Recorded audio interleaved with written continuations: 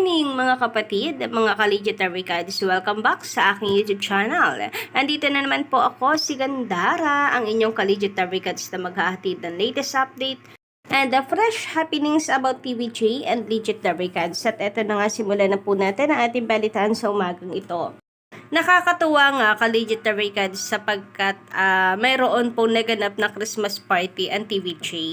So, kung makikita nyo nga po dito, nagkakasayahan po sila. And pagtripan ni Kuya Jose or ni Mayor Jose Manalo ang TVJ.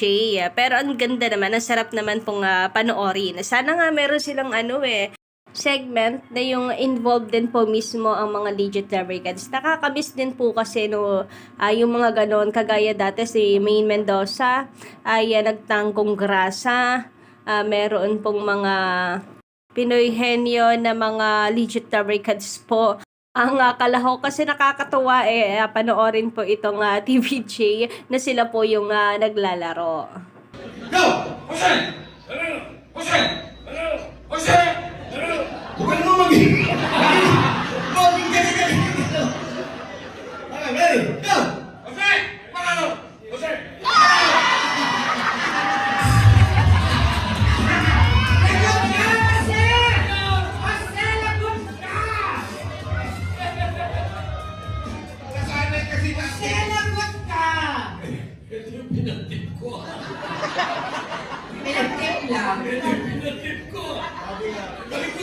Sabi nga Tito Sen, kung ano man yung ibinigay mo, yun din yung babalik sa'yo. Tito Sen, kunin mo na. Okay. Careful. Tito Sen, kunin mo na! Ibigay mo kayo mag-ili. Palapang mo natin, Tito Sen! Thank you very much. Gusto niyo hindi tayo mag-ili.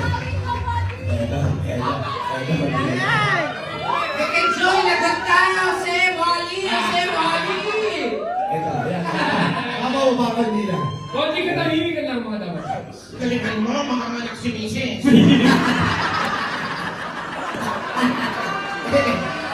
Ay, pasalamat ako nga pa rin mga singing quiz kanina.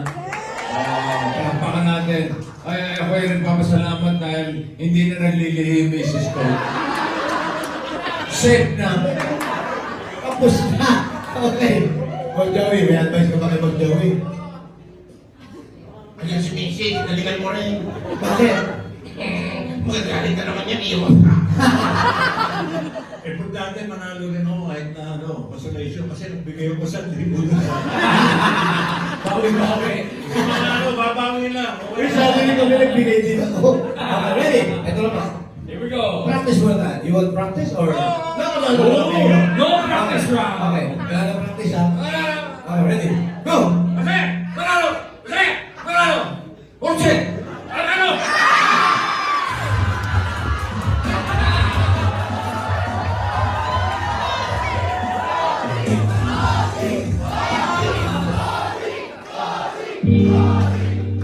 Palapakan po natin, Henry Master Joey in the air!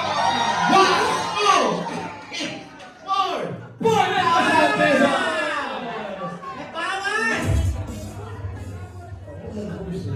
May pasupin. 5,000 pesos, bossing! Congratulations, bossing! Congratulations. May connected na tayo sa pag-aanak mo.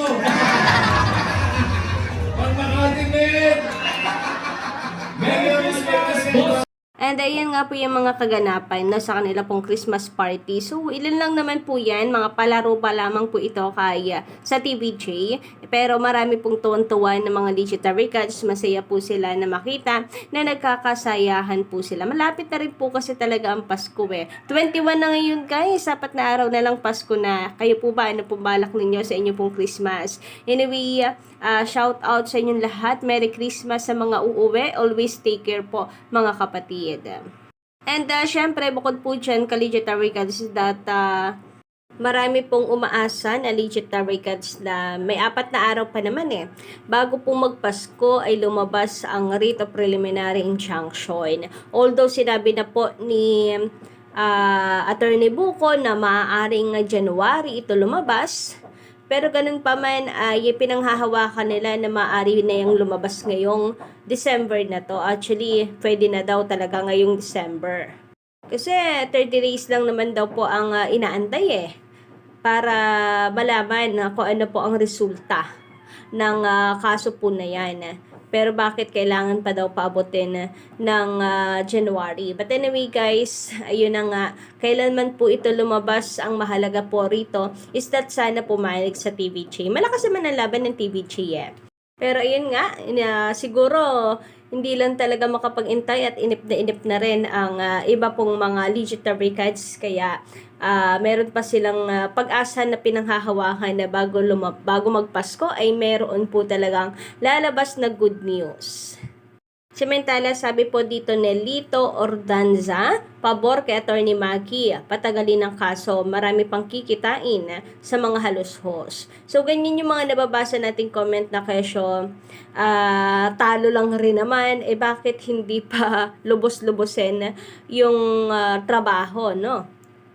Matatalo lang din naman, bakit hindi pa pagkakitaan ayon sa ibang mga netizen.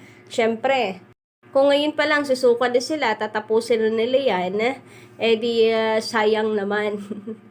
Kung at the end, yun din naman ang kalalabasan, bakit hindi pa ilaban hanggang dulo, at least may kita. Pero guys, andito naman ako parate para sabihin at awatin din ng ilan sa masyadong magpakakampante. At the end of the day, mahusay na abogado sa Atty. Maggie. Kita naman po natin kung paano baliktarin ang TVJ, di ba? Although, bilhin nyo, naiisip pa nila yung ganung bagay. Although, legendary cards, never naman po nilang mapapaikot. But anyway, ayun na nga. Ang pinakapunto ko rito is that wag masyado magpakakampante. Kasi dahil sa mahusay siyang abogado, may reputasyon niyang ingatan. Yung pangalan niya, iniingatan niya na laging mapasama ang kasi main goal ng mga attorney is that 99% ang kanilang naipapanalong kaso. So, malamang gagawin din talaga nila ang lahat para manalo. Sa Atty. Maggie ay magiging kawalan sa kanya. At malaking kabawasan sa image po niya pag natalo po siya sa laban. Ganun po yung mga attorney. Nagayayabangan po ang mga yan kung ilan yung mga naipanalong kaso. Lalo na kung ganito kabigat yung case ka-OG. So, parang pride nila kapag yung isang napakabigat, lalo na halimbawa nito, nasa tagilid sila pero nagawa po nilang maipanalo. So, malaking points sa pangalan nila bilang attorney, di ba? So, yun yung ko naman dito na sa halip na magpakakampante, always isama ang dasal. Kasi naniniwala ako na ito ang malakas po nating sandata. Pagsama-sama po tayo at isa ang ating dasal, ay naniniwala ako na pakikinggan ng nasa itaas. So, para sa akin, mas mabisa pa rin po iyon. Always pray, guys. And para saan pa mananalo din po tayo. Samantala, sabi naman ni Sir Charles Justin, inaasahan natin na maraming tao. Good news ito, TVJ win. Title It Bulaga Forever. Solid gold. Yes guys, solid gold po tayo. Go for gold because TVJ is gold. Ka-legendary cards because It Bulaga is gold. Ka-OG. Kaya huwag po nating iwain ng TVJ sa laban po nito. Anyway, congratulations sa TVJ dahil of course dito sa IPO na ipanalo na nila. Sa trademark application for Class 41 ni Joey De Leon is panalo din tayo. So, iniintay na lamang po natin ang certificate and looking forward for more victories ng TVJ. Napakagandang papasko. Mula pagpasok pa lamang po ng January, ang taas na ng ating TV ratings. Maganda yon. Magandang panimula yon. So, eto na nga at malapit na magpasko, puro good news po tayo. Samantala, sabi naman ni Miss Jen De Hocus, ang ganda. Gandang umaga po, Gandara SRU. Umpisa na ang pagbulusok ng tape ink, bulagta. Paibaba, ganyan ang magnanakaw ng titulo. Gawain kasi. Ganyan ang mayor. Talo na, umiepal pa. So, eto na nga ka-OG. Parang mga takot sa mga sarili pong multo. Porque gawain nga po nila, takot sila na agawin ng TVJ ang Itbulaga. Kaya nag-move na po agad sila para tanggalin ng TVJ. But syempre, dahil po doon sa action nila, mas lalo lamang po na nagkagulo and mas lalo lang mapupunta sa TVJ ang Itbulaga.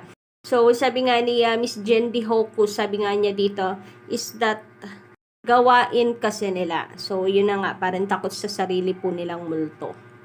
Samantala, sabi naman ni Miss Jasmine Garcia, mula nang mag-collab si Mama Pau at Mimi Vice, ay naging maganda ang ratings ng It's Showtime. At mas pinipili ng mga big star ng legit at loyal sa TVJ na nasa GMA dahil ayaw sila payagan ng GMA. Kaya sa Showtime, nila pinipili kaysa naman sa fake. Bilang respeto sa TVJ, kaya good for Showtime. Yes guys, kagaya nitong si Marian. Si Marian ay mas pinipili sa Showtime, sa ASAP, kaysa po dito sa fake. Si Warwi Portesa, nakita po natin, big star din yan ng GMA7, pero nakita po natin siya doon sa Showtime, hindi dito sa tape. Si Alden Richards mas pinili sa Showtime kaysa sa fake. At marami pa pong iba. Bilang respeto, of course, sa TVJ. Samantala, sabi naman ni Sir Willie Bet Dioso, ano pa yung isipin ng fake fanatics? Talo na sila. Nasa maliwanag na yung sina TVJ. So, kahit ano pa daw po isipin ng fake fanatics sa TVJ fans, sa TVJ mismo, kahit ano pong sabihin nila, wala na po tayong pakialam dahil napakaliwanag ng araw po ng maliwanag pa sa sikat na araw na TVJ ang nasa maliwanag, nasa tama at panalo. So hanggang dito lang po muna ang update natin sa umagang ito. Don't forget to click the subscribe button and notification bell for more updates.